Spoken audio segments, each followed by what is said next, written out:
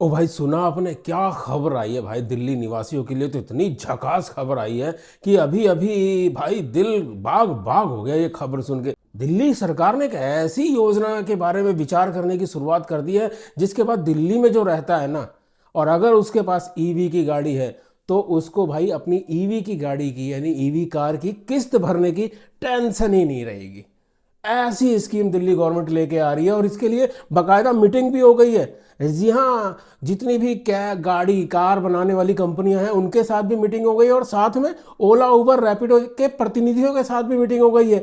अब आप ये सोचोगे कि मीटिंग के बाद आखिर ऐसा क्या होने वाला है, तो मैं आपको पूरा डिटेल से क्लियर बताऊंगा कि किस तरीके से आने वाले टाइम में दिल्ली की जनता को पॉल्यूशन से मुक्ति तो मिलेगी ही मिलेगी, साथ में अगर उनके पास ईवी है तो भाई किस्त देने से भी मुक्ति मिल जाएगी। दोस्तों, होगा कुछ यूं कि जो मीटिंग हुई है उस मीटिंग के अंदर यह विचार किया गया है कि क्यों ना दिल्ली के अंदर प्राइवेट कार जो कि बैटरी से चलती है यानी ईवी वाली है उसको भी ओला उबर में सवारी उठाने का चांस दे दिया जाए, यानी कि शेयरिंग का चांस दे दिया जाए। यानी कि अगर जिसके पास ईवी है और वो दिल्ली के किसी कोने में रहता है और वहां से वो गुड़गांव जा रहा है तो भाई वो ओला उबर के ऐप में अपनी गाड़ी को अटैच करके गुड़गांव तक सवारी उठाते हुए जा सकता है और शाम को जब वापस आ रहा है घर तो फिर से दोबारा ओला उबर चालू कर ले और एक दो कस्टमर को बैठाकर अपने घर के आसपास आ जाए। इससे क्या होगा, रोज भाई अगर गुड़गांव जा रहा है और एक सवारी ही लेके अगर जा रहा है और उसका किलोमीटर है तकरीबन 40, चलो 30 ही घटा लेते हैं यार, 30 किलोमीटर अगर वो जा रहा है किसी पैसेंजर को बैठा के, तो लाजमी बात है ओला उबर में कार का किराया 400 ही पकड़ लेते हैं यार। 400 जाने के 400 आने के 800 रुपए, और 800 रुपए के हिसाब से अगर 20 दिन भी मान के चल लेते हैं तो आप लगा लो भाई 16,000 रुपये निकल गए ना उसकी किस्त। और साथ में इस तरीके से होगा क्या, दिल्ली की बाकी जो जनता है उसको साफ हवा मिलेगी। क्यों? क्योंकि ईवी की गाड़ियां दौड़नी चालू हो जाएंगी। ये जो कैब वाले हैं ना, जो सीएनजी चला रहे हैं, पेट्रोल से अपनी गाड़ियां चला रहे हैं और दिल्ली में पोल्यूशन फैला रहे हैं, इनकी आफत आने वाली है। क्यों?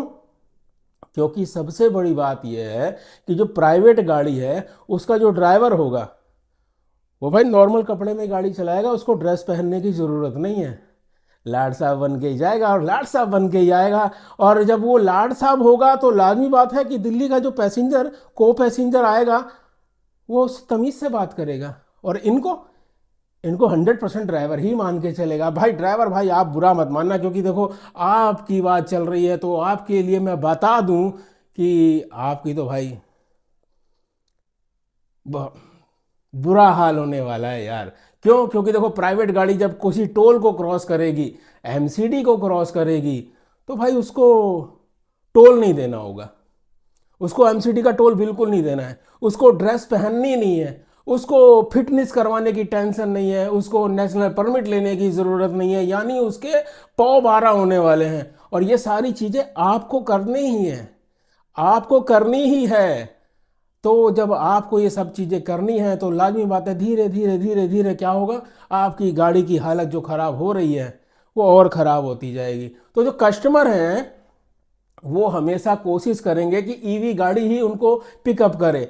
लग्जरी गाड़ी होगी, नई गाड़ी होगी, चमकती गाड़ी होगी, तो धीरे धीरे कस्टमर का रुझान उधर हो जाएगा। और सबसे बड़ी बात कस्टमर का रुझान उधर होने का कि हो सकता है, देखो मैं कंफर्म नहीं हूं लेकिन कह दूं कि ऐसा भी हो सकता है कि जब कोई कस्टमर गुड़गांव जाने के लिए कैब बुक करेगा तो आपकी कैब पर हो सकता है एमसीडी का चार्ज लगा हो, इसलिए किराया ज़्यादा दिखेगा।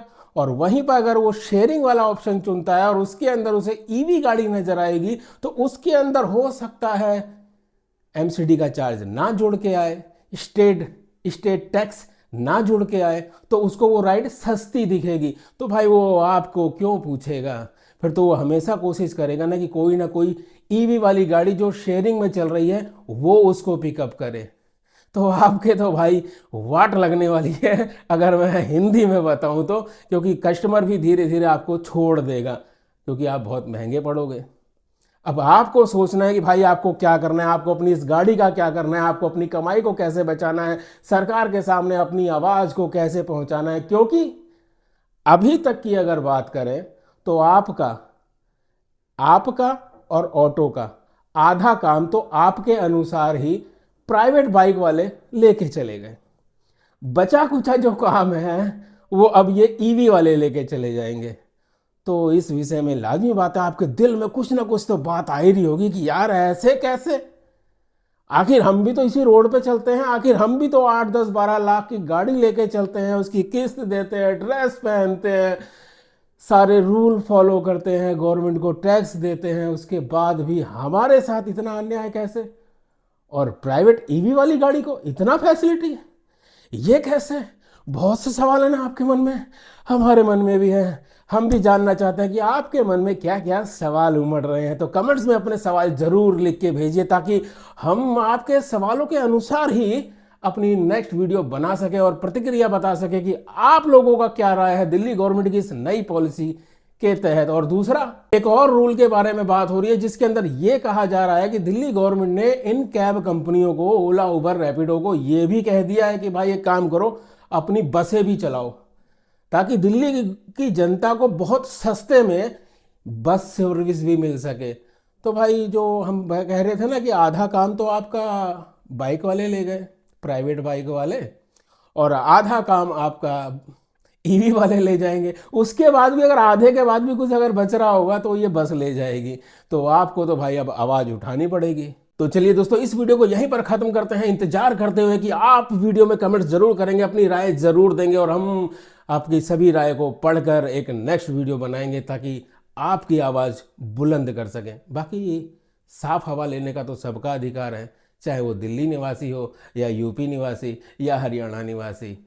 बाकी गवर्नमेंट जो साफ हवा देने का तरीका अपना रही है, इस तरीके पे आपका क्या कहना है ज़रूर बताइएगा। चलिए इस वीडियो को ख़त्म करते हुए आपसे वही कहते हैं जो हमेशा कहते हैं कि अगर चैनल पर पहली बार आए हैं तो चैनल को सब्सक्राइब कर लीजिएगा, बेल के आइकॉन को दबा दीजिएगा और हमारे साथ एक बार प्यार से कह दीजिए जय हिंद, जय भारत। आ चल के तुझे मैं लेके चलूं एक ऐसे गगन के तले, जहाँ गम भी न हो आंसू भी न हो, बस प्यार ही प्यार मिले, एक ऐसे गगन के तले।